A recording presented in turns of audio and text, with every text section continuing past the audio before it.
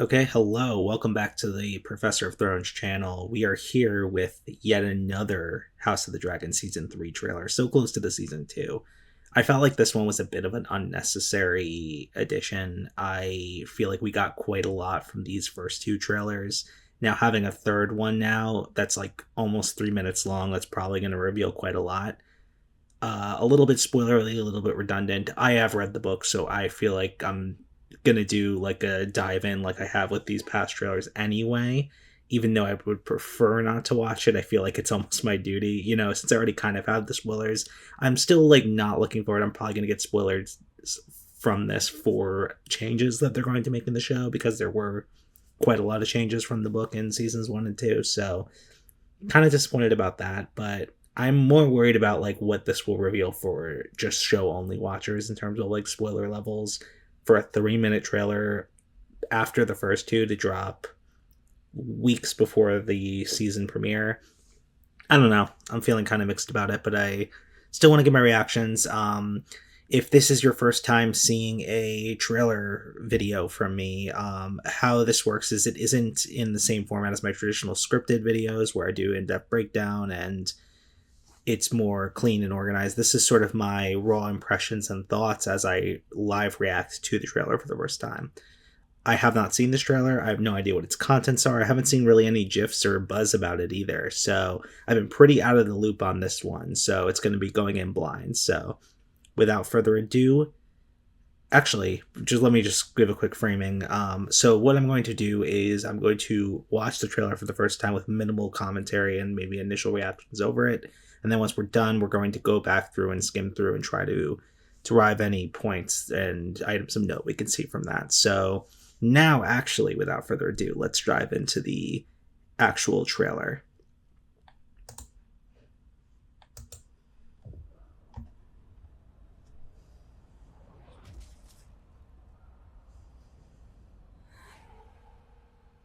These are turbulent times. I've seen a lot of people predicting that the first episode is kind of going to have three battles simultaneously to sort of pick up the hype again and give the battles that were sort of cut off of the tail end of last season. And I think that's probably plausible, especially if they're only showing early season content here. So I think that theory might be right. Like I can honestly see a lot of this being episode one. This is like spoilery. I'm not too happy with what they're showing here. I'd only say if you made it this far and you're only show only watcher, I'd probably just stop watching right now, because there's like high key spoilers in this. That's what I worried about. You'll do things that spell death for all involved. Little by little, bite by bite, we are exposing her as weak and unsuited to rule. My enemies have been allowed to muster their strength. She'll certainly fail. And we raise our own throne. In a war, all suffer.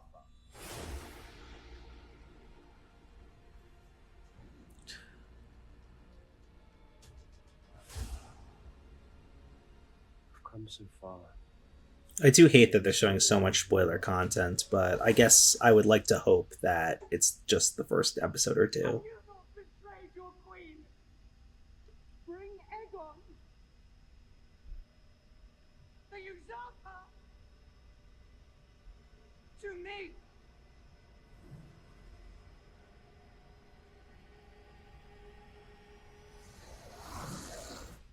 Did I not warn you that you would come to this?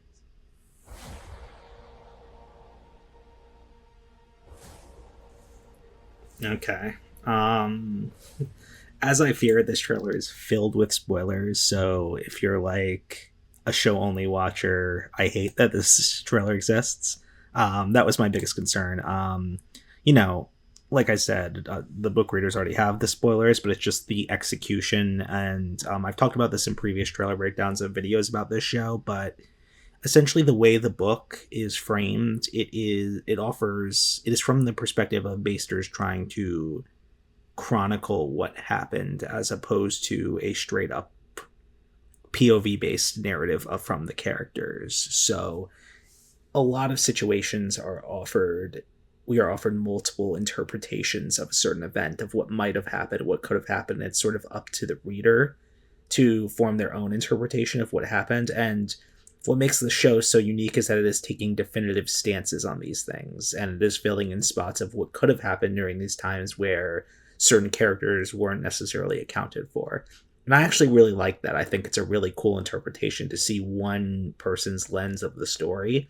There are some cuts that don't necessarily make sense, but overall, I think though these interpretations so far have been solid. So it is still spoilery, I would say, for book readers in terms of how they're going to handle things and interpret things and order events and execute events. So I'm a little frustrated in that sense that this trailer had to come out, but I guess they just wanted to show more content to generate buzz from a marketing standpoint. But still, it's a little frustrating. Anyway, this is a dense boy here, so we're gonna like try to go shot by shot, but I'm not gonna be able to commentate on everything. It's just not feasible for how long this trailer is and how many shots there are. So as I have thoughts, I will go through and pause and discuss. But if you think I missed anything or is there anything you noticed in the comments below or disagree with me on, please let me know. I'd love to discuss. I'll reply to anything you comment. So yeah, without further ado, let's dive back in for the more concrete breakdown here.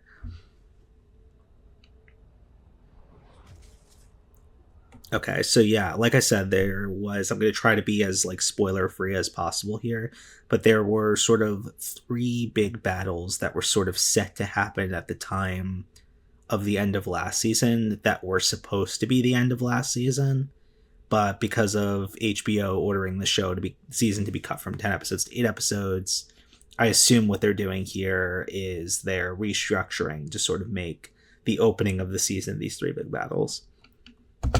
And so we see a little bit of one here, we see a little bit of a different one here, a different locale. And this is like, yeah, me trying to avoid spoilers of what exactly these battles are.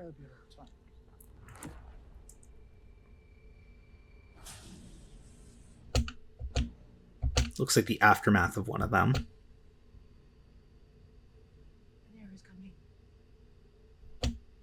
So yeah, like I said in previous trailer breakdowns, it seems like the order of operations here is that Alicent thought Aemon was going to be gone and when she made the deal, but comes back to find that Aemon is still present, or maybe he comes back before she can effectively escape. Something of that nature. I don't know exactly how they're going to approach it, but it seems like she's warning Aemon, like she still has some care for him, even though he's become pretty much a sociopath. This is interesting. This is a unique shot of King's Landing. I don't think we've never really seen it with this lighting, I guess, is a better way of saying it. With like mountains in the distance. I don't know. I could be wrong, but it's an interesting shot. So you see quite a lot of dragons approaching King's Landing. Not all seem to appear to be Green Faction dragons, so thoughts there. Yeah, it seems like she's warning Aemon to like sort of protect him.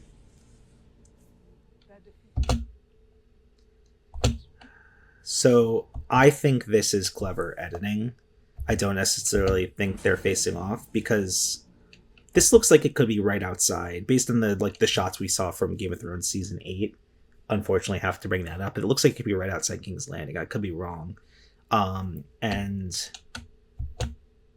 we don't necessarily know if Daemon would be there, because I feel like he was just leaving Harrenhal at the end of the last season. And if book continuity were to be like stuck to, I can't see them facing off outside of King's Landing, but I could be wrong about every factor of this. He could not be at King's Landing, it could be facing off. I think just based on everything here, it might be just a clever editing trick to make it look like Daemon's facing off against this new Hightower character.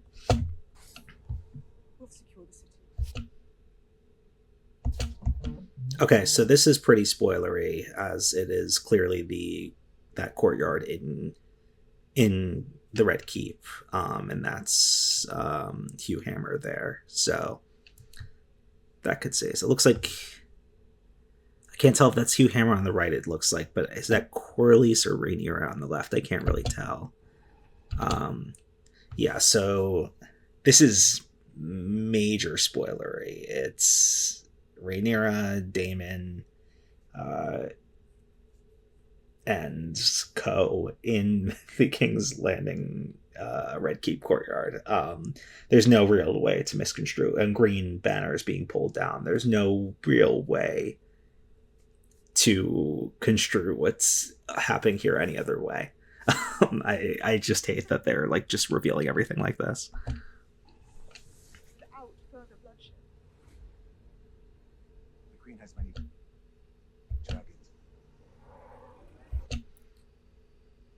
So unless this is clever editing, it looks like their attempted escape is happening simultaneously with Rhaenyra's arrival in King's Landing, which leads me to think for Alicent and Helena, like maybe Alicent thought that they would be, like, because of Aemon's presence and Aegon being missing, maybe she's like, no, we won't be offered the same deal. We have to escape before she gets here. And she has that revelation earlier than I thought. And that's, Hugh Hammer's wife. It would be so fucked. I just thought of that right now. It'd be so fucked if she gets caught in the dragon fire during this invasion or something like that. Especially if it's Hugh's Hammer, dragon fire. Man, they're probably going to do that, aren't they? And it will lead to some things later. It would probably be like a motivation for some things that happen later down the line. Man, I think I just called it. We'll see if I'm right. But her subjects do not feel safe, nor should they.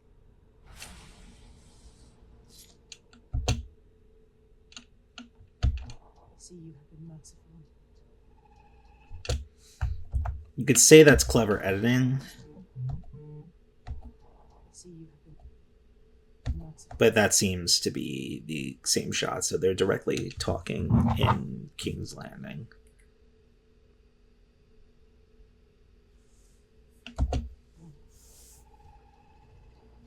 Perhaps the crown is away. Yeah, it seems. I hate that it is. So yeah, it's like they're in the King's Landing Red Keep courtyard, and Mysaria looks concerned. Is that, if that's her, maybe she's doing something secretly going against Rhaenyra in some way? I just can't. You can't really tell if that's her though or not from just the hand shot. Will do things that spell death for all involved. Little. By little. Who's at this table? So Rhaenyra seems to be at the head. I can't really tell who any of the other figures here are, though. Bite by bite. So that looked like he was in the Red Keep, but that, and many castles could look like that, and it could just be a trick. We are disposing her as weak. So she's doing some sort of progress through the city after arrival, and it looks like this High Tower character is planting seeds of dissent, like within the King's Landing populace. Like this graffiti here, and like just based on his dialogue, he's sowing discord and discontent, artificially. I'm interested in that as it might be obvious, and I'm just missing it, but interesting character design. Been allowed to muster their strength. It seems like this trailer is doing a good job of showing how, like, Rhaenyra, and it started in the end of last season, so I feel comfortable saying this without really spoiling this. So as Rhaenyra is starting to lose her grip, and starting to get increasingly aggressive and more violent natured. Okay, so that's the Veil and Bela claiming the dragon. So that's someone waking her up. And we raise our own throne. Don't know who that is, but I love him already.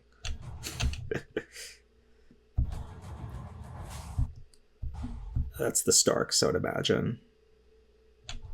In a war, all suffer. War, all suffer. Because that looks like Gwen in the Red Keep. But I don't see how you would be back there right now in terms of the book events. I don't know for sure. Don't know for sure. Maybe they come like they could totally rearrange this.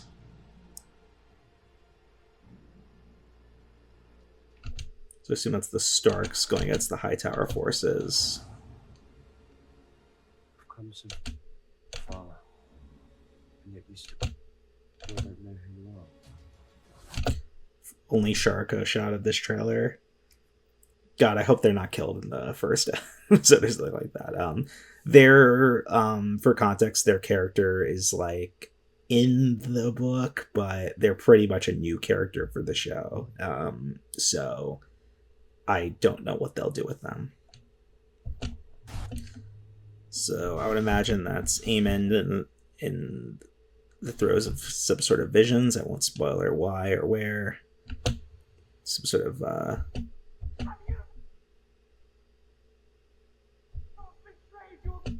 so that was a cool symbolic shot of Rhaenyra probably walking over her father's model of Valyria.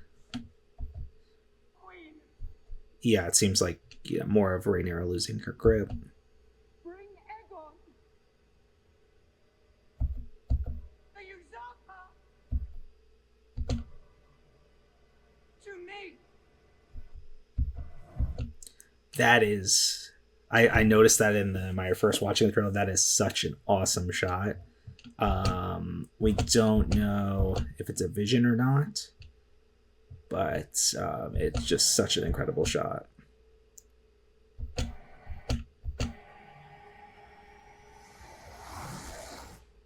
I not warn you that you would come to this? Okay. So, yeah, like I said, unfortunately, I think this trailer spoils quite a lot, and I know a lot of viewers who have not read the books are going to be watching this trailer, and it just gives away plot points that are happening early into the season, which is frustrating and annoying, and like I hate when marketing and trailers do that, and I don't understand why. I feel like the most effective marketing is mystery and intrigue and keeping viewers wanting to come in and see, instead of just revealing that to them, spoon feeding it to them. So that frustrates me quite a bit, but it still was a cool watch to see, like, try to interpret bits and pieces of what they're doing here and how they're going to interpret these events in this section of the book in the season proper, because the show does have the interesting mission of sort of picking concrete events where many are offered, or interpreting what's between the lines in terms of characters being off the page, what they'll be up to, and certain things like that. So even with having read the book, the show is such a fascinating and interesting and exciting experience each week because of those decisions and interpretations, and seeing how this story is being executed in this team's vision. So like overall, I'm still incredibly excited for this season. I am a big season 2 defender.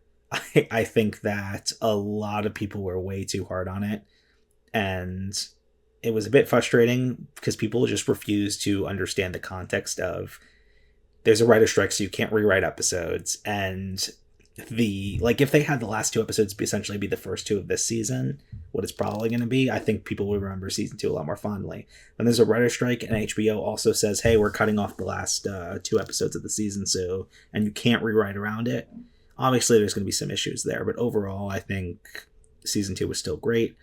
The only concern I have is for outsider context, there has been a big rift between the author George R. R. Martin and the showrunners of this show. They had a big falling out, and in turn they're not on, like, I don't think they're even on speaking terms, and that they're not having George involved in the writer's room and the creative process any longer, I believe. Correct me if I'm wrong on that. So I'm a little worried there might be some actions taken out of spite in this season that really just sort of go against George because of that argument, and I'm worried that might cause the quality, that meta context might cause the quality of the show to suffer a bit. But who knows? I think that's over extrapolation. I'm still very excited for this season. We're only a few weeks away.